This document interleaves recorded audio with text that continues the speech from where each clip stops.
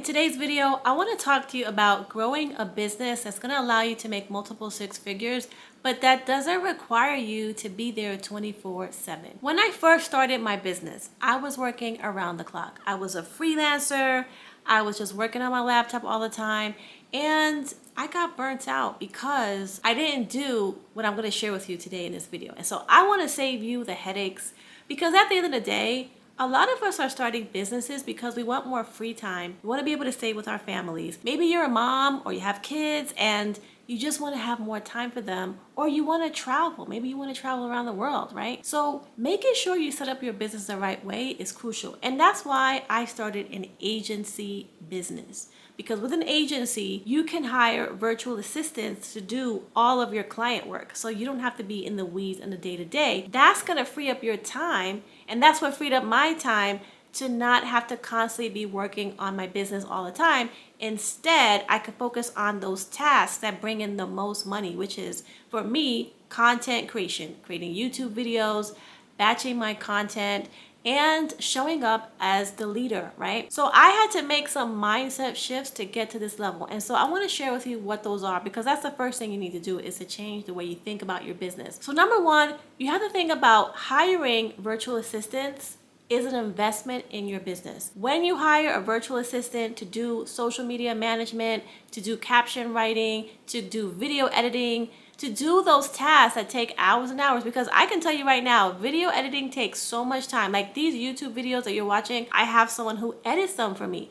I'm not the one sitting there on my laptop editing these videos, spending hours. And honestly, I know how to do video editing and I love it, but I'm gonna tell you, video editing sometimes takes me a whole day. I could be using that time to go and get clients, to sell my services, to manage my team, just to be the CEO. I could be making the videos and just shipping it off to my editor, right? So you have to think about hiring help in your business as a way to accelerate your sales, your money, your revenue, your income, your growth. That is the key. So it's an investment, right? You can't look at hiring help in your business as, oh, I'm losing money. You're not.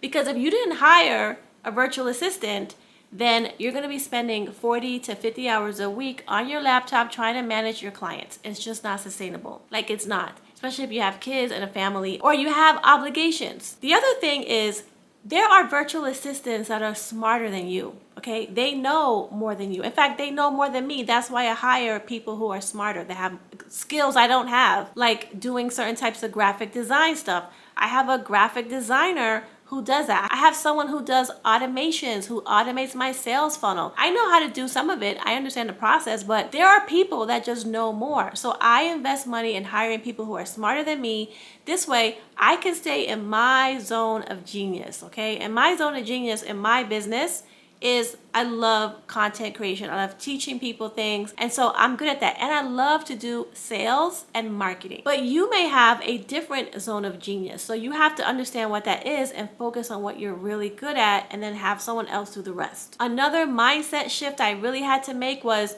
I thought about my business like, okay, what am I going to do to make money next month? But I shifted that thought to, what can I do to create a business that's going to last year after year, the next 10, 20, 30 years, a business that's like an asset that produces income for me and my family.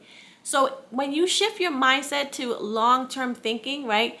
An agency business is the best type of business that you can grow long term. You know, if I don't want to make YouTube videos one day, I don't have to, because I have a team, I have an agency, I have referrals. And so the agency can continue getting clients and making money without me even making videos. And I just don't want to show up on camera. I don't have to. I do this because I like it. But with an agency, that is an asset. It can run with or without you, because when you create systems, you're building an asset, okay? So systems means client onboarding systems. It could be sales systems. It could be client delivery systems.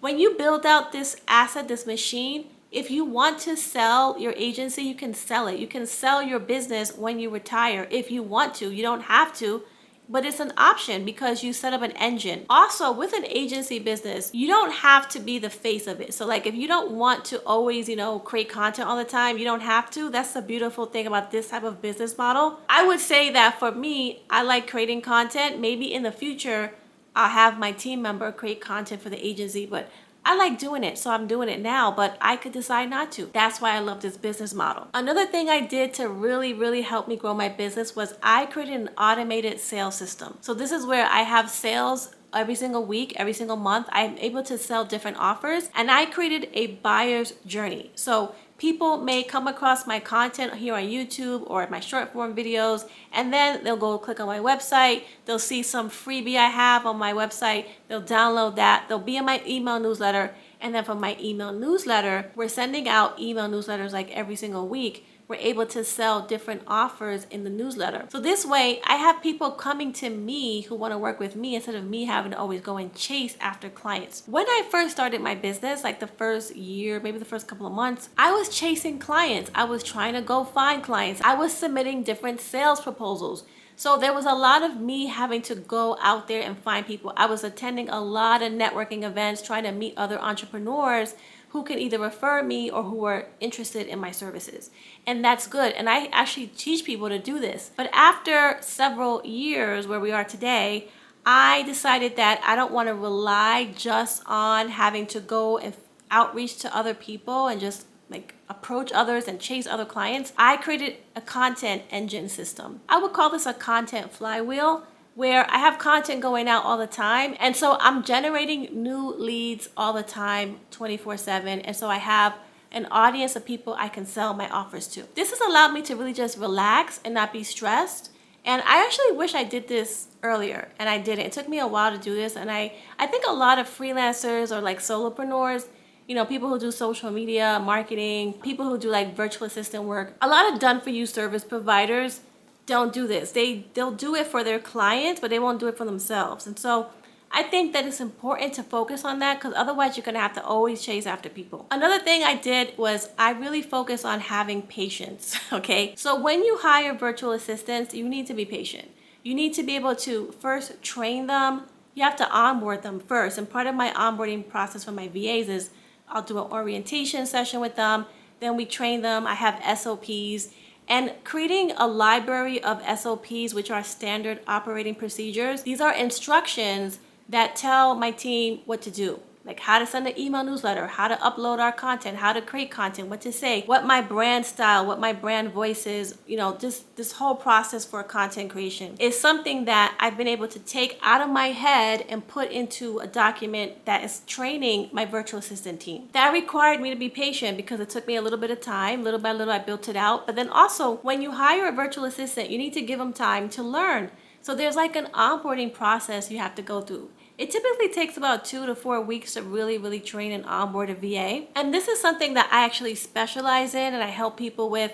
So if that's something you're interested in, just reach out to me and we can chat about it. I do have a few programs, and I actually have an agency where we help you with this. But just to get back to the point, I would say that you really do have to have patience. I see entrepreneurs that try to rush. Maybe they hire a virtual assistant and they expect the virtual assistant to do everything perfectly the first week, and that's just not how things work.